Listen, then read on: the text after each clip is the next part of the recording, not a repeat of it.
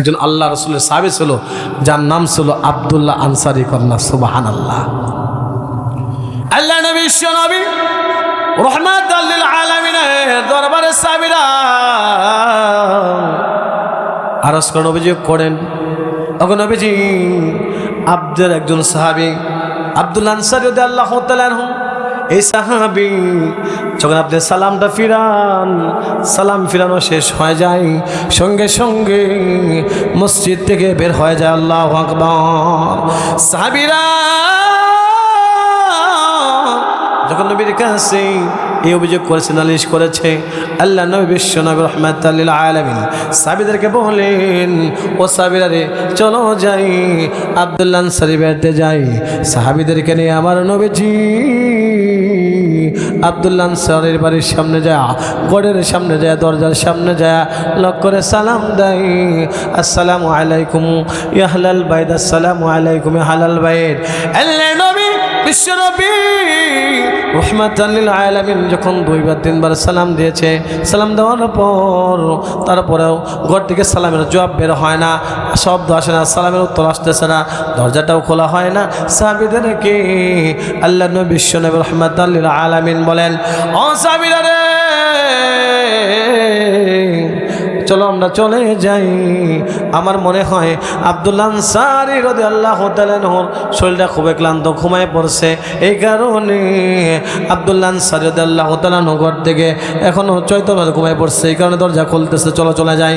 সাহাবীরা যখন নবীজি সাল্লাল্লাহু আলাইহি সাল্লামের সাথে যাইতেছে,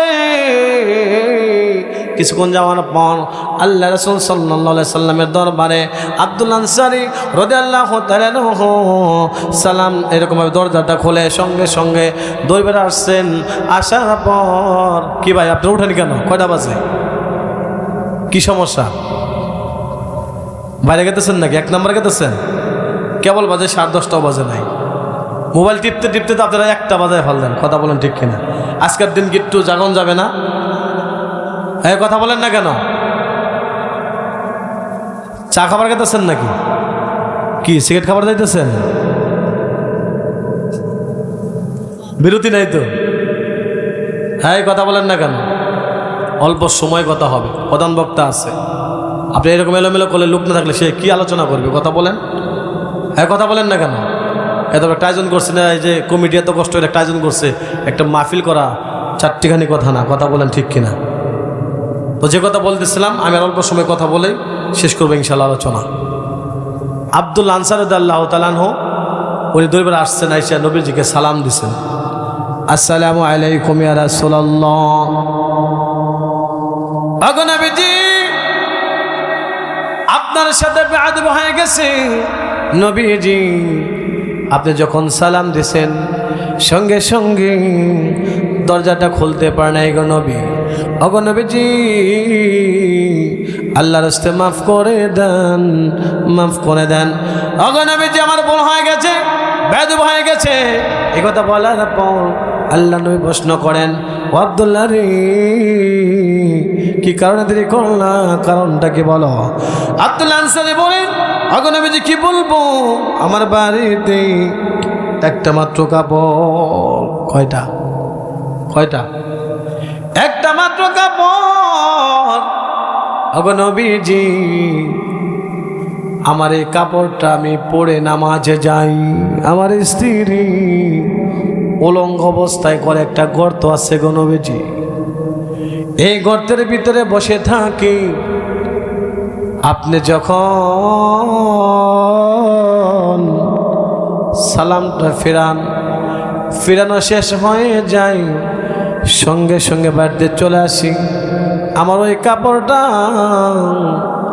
আমার স্ত্রীকে কেবল খুলে দিয়েছি, আমার স্ত্রী নামাজে দাঁড়াইছে, আর আমি গর্তের ভিতর উলঙ্গ অবস্থায় বসে আছি। নবী, ওই সময় আপনি আমার বাড়ির সামনে গেছে।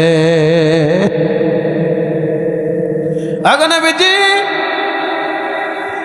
আমি উলঙ্গ অবস্থায় ছিলাম, কেমনে করে আমি আপনার সালামের জবাব দেবো, কেমনে করে দরজাটা খুলব গো নবী? সঙ্গে সঙ্গে আল্লাহ নবীর চোখ থেকে পানি বের হওয়া শুরু হয়ে গেছে। সঙ্গে সঙ্গে সাহাবীদেরকে বলেন, ও সাবিরা রে, কে আছো? আমার আব্দুল্লাহ আনসারীর জন্য কাপড়ের ব্যবস্থা করে দাও। সঙ্গে সঙ্গে আল্লাহর নবী বিশ্ব নবী রাহমাতাল লিল আলামিন সাহাবীদেরকে বলার সঙ্গে সঙ্গে কাপড়ের ব্যবস্থা করে দিলেন। দেওয়ার পর আল্লাহর নবী বিশ্ব নবী রাহমাতাল লিল আলামিন সাহাবী আব্দুল্লাহ আনসারীকে বলেন, ওগো আব্দুল্লাহ আনসারী, তোমার বাড়িতে যাইতে চাই। ওগো আব্দুল্লাহ আনসারী, তোমার বাড়িতে যাইতে চাই, আমি দেখতে চাই তোমার ওই ঘরটা, যে গর্তের ভিতরে তুমি উলঙ্গ অবস্থায় বসে থাকো। কন্যা সুবহানাল্লাহ। আল্লাহ নবী বিশ্ব নবী রাহমাতাল লিল আলামিন সাহাবীদেরকে আব্দুল্লাহ আনসারীর বাড়ির দিকে যাইতেছে। কিছুক্ষণ যাওয়ার পর আল্লাহর নবী দেখে দুইটা বাচ্চা খেজুর গাছের সাথে বাঁধা আছে।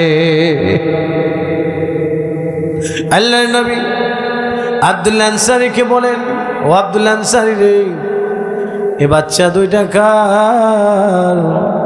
এরকম ভাবে খেজুর গাছের সাথে বাঁধা আছে। মুসলমান ভাইরা আমার, আব্দুল্লাহ আনসারী বলেন, ওগো নবীজি, কি বলবো, এই দুইটা ছেলে আমার, এই বাচ্চা দুইটা আমার।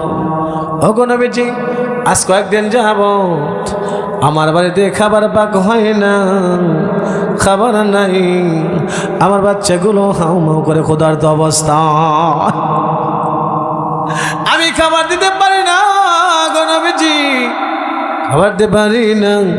ওই যে আমার বাড়ির সামনে দুইটা গাছ দেখতেছেন, খেজুর গাছ, এই দুইটা খেজুর গাছের মালিক আমি না, একজন ইহুদি।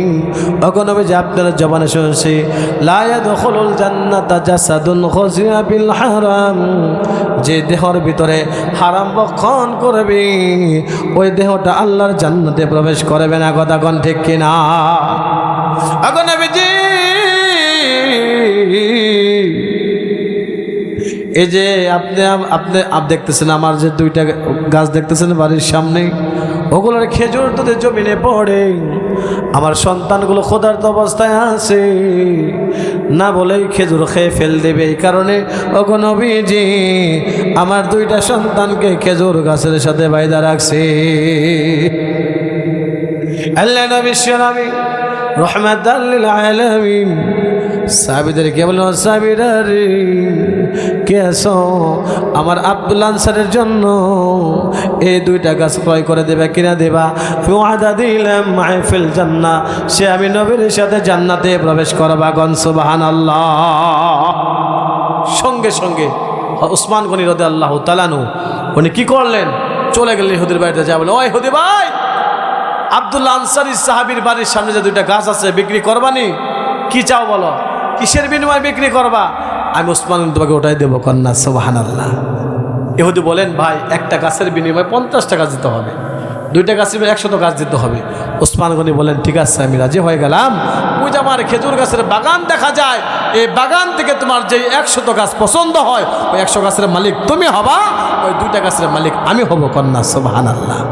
সঙ্গে সঙ্গে নবীজি সাল্লাল্লাহু আলাইহি ওয়াসাল্লামের দরবারে এরকমভাবে চলে গেলেন, যেমন, ওগো নবীজি, আপনার সাহাবী আব্দুল্লাহ আনসারীর জন্য এই দুইটা গাছ আমি ক্রয় করে দিলাম। কন্যা সুবহানাল্লাহ। দেখেন, সাহাবীদের কাপড় ছিল না, নামাজ ছিল। কথা বলেন ঠিক কিনা? খাবার ছিল না, নামাজ ছিল। কথা বলেন ঠিক কিনা? 3 নম্বর কাজ নামাজ। তাই ওয়াতাবু যাকাত, যারা যাকাত দিবে আল্লাহর আজরুহুম ইনদা রাব্বিহিম ওয়ালা খাউফুন আলাইহিম ওয়ালা হুম ইয়াহসানুন। কয় কাজ জান্নাত বলছিলাম? 4 কাজ। খেলা আছে নি? 1 নম্বর কাজ কি করবো? ঈমান আনবো। 2 নম্বর কি করবো? নেক কাজ করবো, আমলে সলিহাত। 3 নম্বর আকিমুস সালাত, নামাজ পড়বো। 4 নম্বর জাকাত দেবো। কি দেবো?